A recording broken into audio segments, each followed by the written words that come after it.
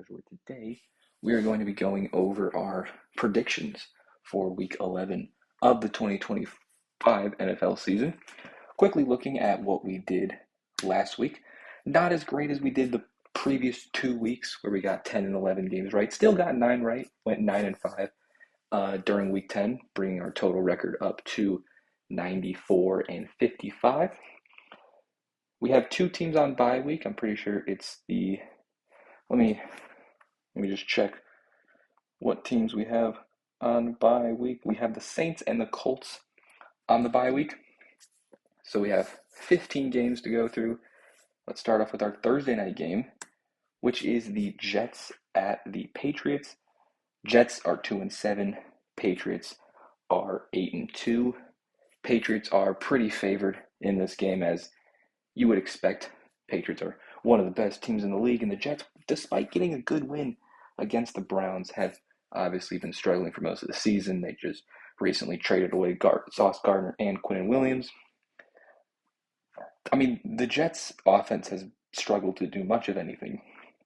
And when they've been able to have some bit of success on offense, it's been when they've played a bad defense and or a team that can't stop the run, which is normally a quality of a bad defense. That's not the Patriots. The Patriots can stop the run very well. They're one of the better, they're actually probably the best run defending team. I think I saw a stat that they haven't allowed 50 yards to a single running back ever this season. Like they're averaging like 80 yards a game in total. And that's just a terrible matchup for the Jets. And then on the flip side, I mean, the Jets defense can play good at times, but I feel like the Patriots are going to do very similar to what they did against the Bucs, because the Bucs defense sometimes isn't the best, but most of the time they're pretty decent, and they still manage to score 20 plus points. So I think they'll score 20 plus points against the Jets. And without a run game, I don't see how the Jets score more than 20 themselves. So I'm going Patriots 24-13 over the Jets. Next game is our Spain game in Madrid, Spain. The 3-7 Commanders against the 3-7 Dolphins.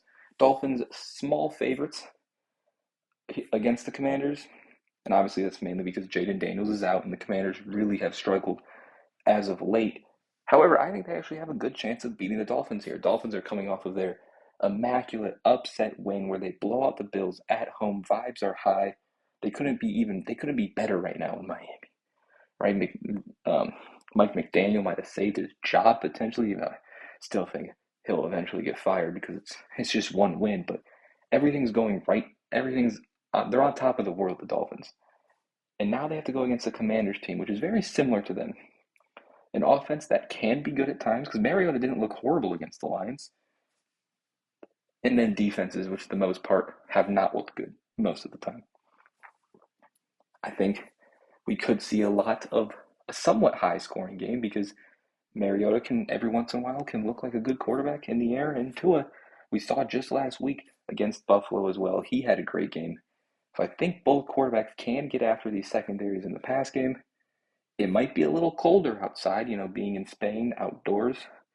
That might affect Tua. I feel like the Commanders are due for a win. Dolphins just they basically won their Super Bowl. People like to talk about how like this team, that was their Super Bowl. You could argue that was the Bills game was that for the Dolphins. So I'm going Commanders 28-24 over the Dolphins.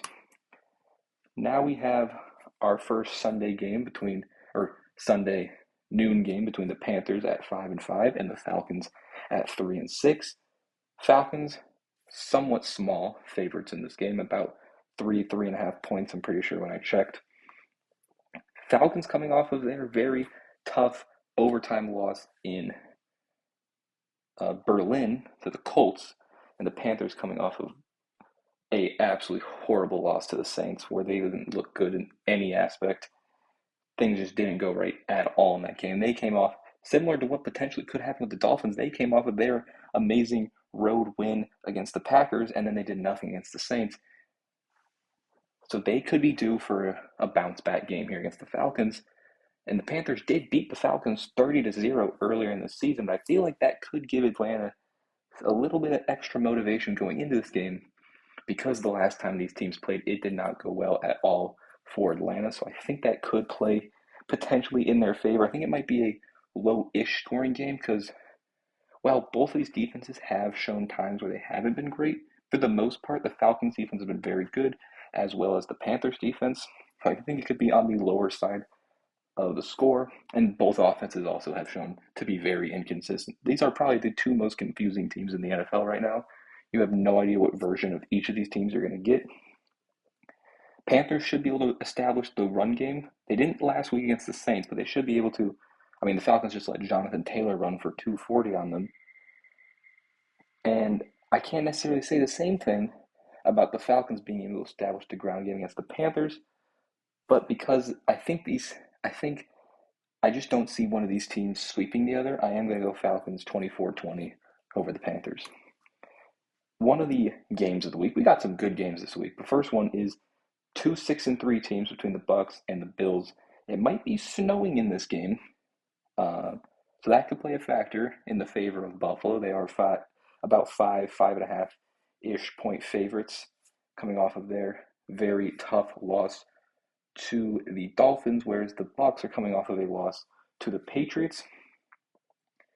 Now, the Buccaneers defense, as I think I mentioned earlier when talking about the Patriots, they've been a good defense for the most part.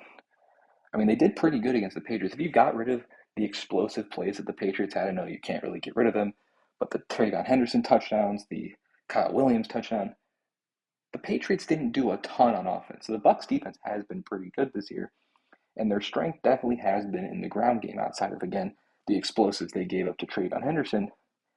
And obviously that's what the Bills want to do. They want to run the ball. So if the Bucs can limit that ground game, I really think they have a shot in this game. I mean, I think they have a shot regardless. But I just think that the Bills coming off of, I mean, we saw them come off those back-to-back games, those back-to-back losses to the Patriots and the Falcons, and then they blow out the Panthers and beat the Chiefs, and now they're coming off of a blowout loss to the Dolphins. They could be looking to get back here, bounce back, and the Bucs have kind of been a little shaky as of recently. The weather, I think, plays a big factor as well. I'm going Bills 24-21 over the Buccaneers. Next, we have the Jags and the Chargers. Jags are 7-3. Chargers are 5-4. Chargers favored in this one. It is going to be a little cold considering it's Jacksonville. A little like 40 degrees it looks like here. And now the game is still, as I'm recording this on Tuesday, the game is like 5 days away, so anything could change on the weather. But Chargers coming off of a nice, easy win against Pittsburgh. Jags coming off of an absolute collapse against the Texans.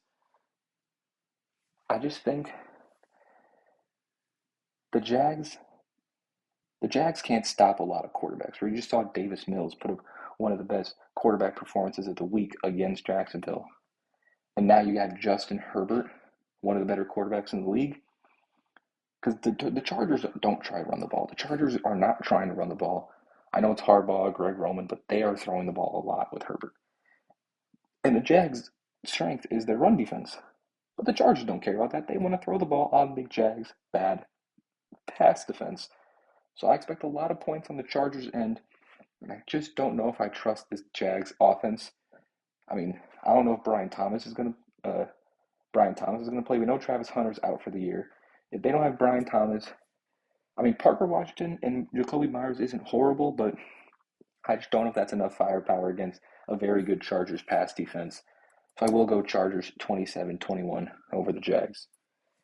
Next, we have an NFC North matchup between the Bears and the Vikings. Bears are 6-3.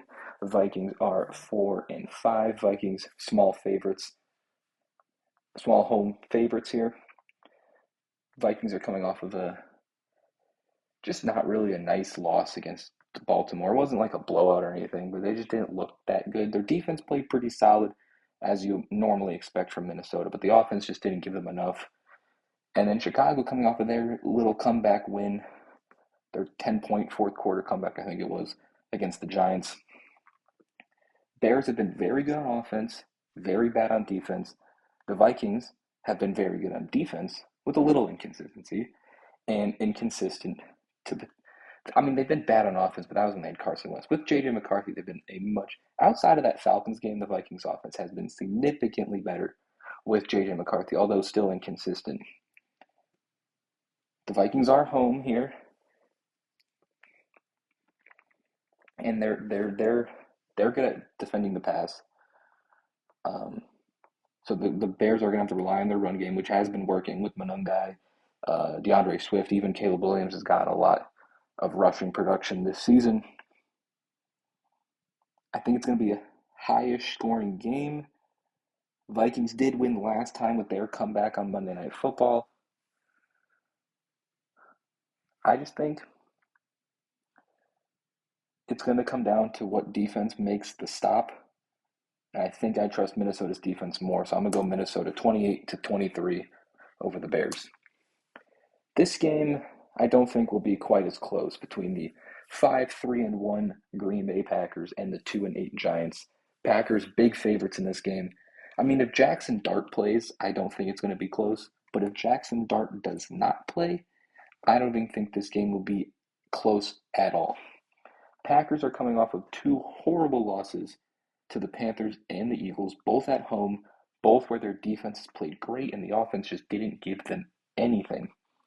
But that was against the Panthers defense, which every once in a while plays really good, and that was against the Eagles defense, which every once in a while plays really good. And those defenses both just played very well against the Packers. The Giants defense, they don't play very good, really at any point. I mean, the Bears put up 24 on them in the snow. The Niners put up 34. The Eagles put up 38. The Broncos put up 33. The last time they held a team to under 20 points, the Saints even put up 26 points on them, was when they held the Eagles to 17. And the Packers, I feel like, are due for a really good offensive performance.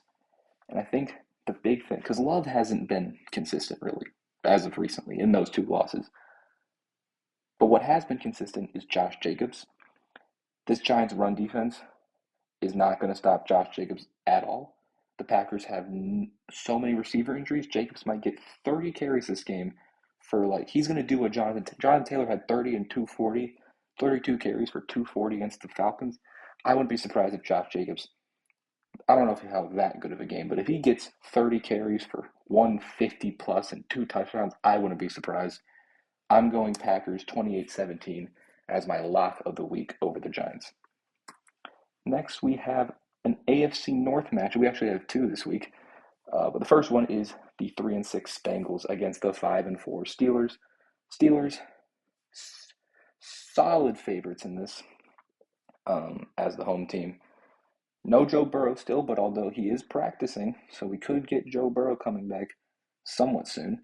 But for now, they still got Joe Flacco. Last time these teams played, it was one of the better games. 30 plus on each side, Joe Flacco versus Aaron Rodgers, and now we have part two. The Bengals defense is still not good, but the Steelers defense actually has been playing pretty solid the last 3 weeks.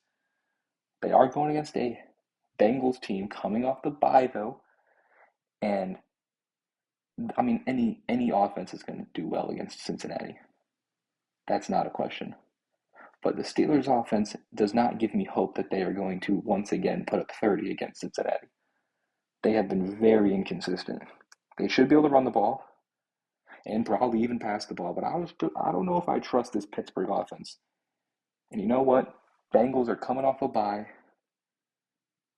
They got the momentum in the building of Joe Burrow coming back. Maybe Joe Flacco realizes that he has only 3 games left as the starting quarterback. He needs to make sure he plays as best as he can in these 3 games because his job will get taken once Burrow comes back.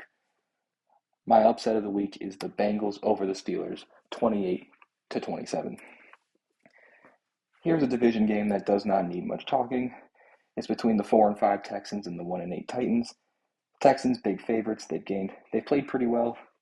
Hopefully Stroud comes back, but if he doesn't, Davis Mills is just fine doing the job. I don't see a world where this Titans offense does anything against Houston. Houston's defense is still number 1 in points allowed per game, and Tennessee is dead last in points scored per game. I don't think the Texans put up insane numbers against Tennessee, but I don't think it'll matter because of the lack of scoring that Tennessee will likely have in this game. So I'm going Texans 21-10 over the Titans. Now we have the Niners against the Cardinals. Niners 6-4, Cardinals 3-6. Niners only small favorites to beat the Cardinals, but I think this could go either way. I mean, the Niners aren't really big favorites anyway, so obviously it could go either way. But I've really liked what I've seen from this Cardinals defense. I know the Seahawks scored 44 points, but 14 of those were on defensive touchdowns.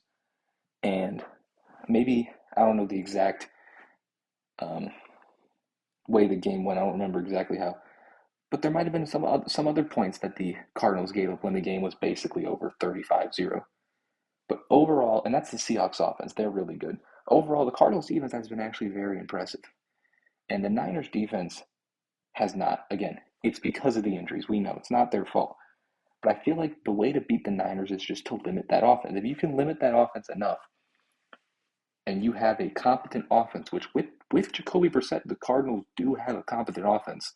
They're getting Marvin Harrison the ball. They're getting Trey McBride the ball. Demercado's having a great stretch of games. I think the Cardinals have the advantage on offense compared to the Niners defense, and I think you could argue that they have the advantage of their defense has the advantage over the Niners offense. I'm going Cardinals in a somewhat small upset, 25-21 over the Niners. We have another NFC West game, potentially the game of the year, to be honest, between the 7-2 Seahawks and the 7-2 Rams, the battle for the best team in football. When you look at power rankings, these two teams are probably in the top three in 90% of power rankings. This is who is going to be the best team in football. And these teams, this is only the first time these teams have played. They haven't played yet. So we get these two teams playing again. Rams are favored probably just because they're home. Both these, they're very similar teams. Both very, very good passing attacks. And both teams' weakness on defense is their pass defense. And then you go to the run game, both of these offenses haven't shown to be the most consistent on the ground, and both these teams' defenses are really good at stopping the run. So that probably leads to a lot of passing. Now, when you think Seahawks, who are the fifth best scoring defense points per game wise, and the Rams, who are second, you think it's going to be a low scoring game. But I feel like a lot of these games between two really good teams that most likely have really good defenses, that's how you're a really good team, it always seems to be super high scoring. And when you have Sam Darnold, Matt Stafford against two secondaries that haven't shown to be the best in the league, excuse me, I think we could be in store for a lot of points. And I think if I had to choose one of these two teams, it's honestly a coin toss for me.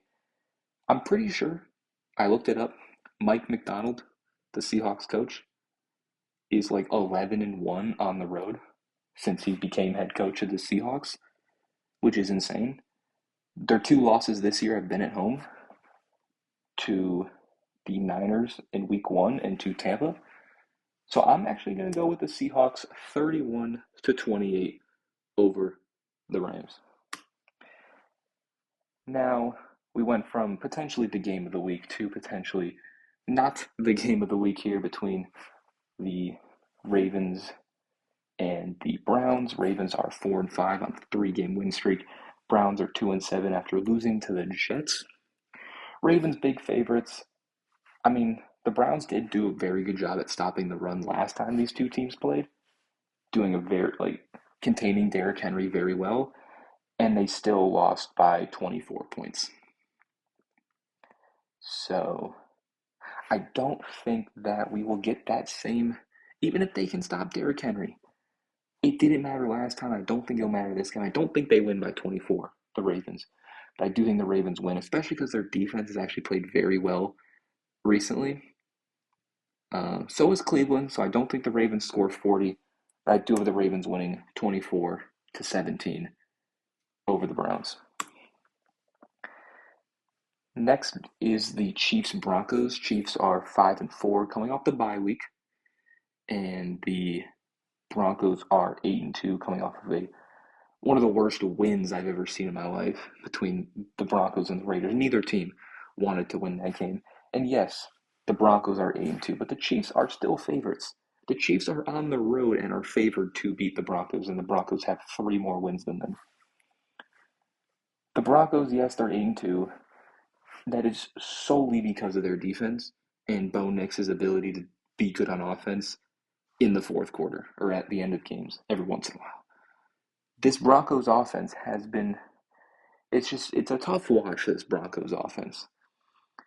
And now they put up 10 points against the Raiders. And now they have to go against the Chiefs defense, which is one of the better defenses in the league. And Mahomes has historically done very well against Denver. I think he's only lost to Denver once in his career. They almost lost last year, but they got the blocked field goal when they were winning literally every single close game. That's not the case anymore. However, it's a defensive battle, right? Two very good defenses, and it's going to come down to which offense or which quarterback can do enough against the opposing elite defense. And if you're telling me I have to choose between Mahomes coming off a bye week or Bo Nix, I'm going with Mahomes. I'm going Chiefs 21-17 over the Broncos. Now our Sunday night game, we got Lions Eagles, we got Rams Seahawks, and we have Bucks Bills, and some other solid games thrown in there as well. So Lions Eagles, Lions 6-3 coming off of a easy win against the Commanders, and the Eagles are 7-2 coming off of their narrow win at Lambeau. The Eagles are favored probably just because they're home. I mean, the Lions have looked significantly, I don't know about significantly better. When the Lions are good, they're really good, but yet sometimes they have these games where they're not very good. But the Eagles' inconsistency on offense, because the Lions' defense is good now that they're healthy, because they were banged up all of last year, but now they're healthy. They've been healthy this season. Their secondary is still a bit of a problem, but it's not like Jalen Hurts has torched many secondaries this year. And the Lions have done pretty good on the ground game. They should be able to limit Saquon to some extent. I mean, Saquon hasn't done a ton this year at all, and I don't know if that's going to happen necessarily against Detroit. And I'm going to go with the Lions 27-24. I think they're just playing currently like the better team. They're the more consistent team when they're good. So if we get a good version of the Lions, I'm going with the Lions over the Eagles.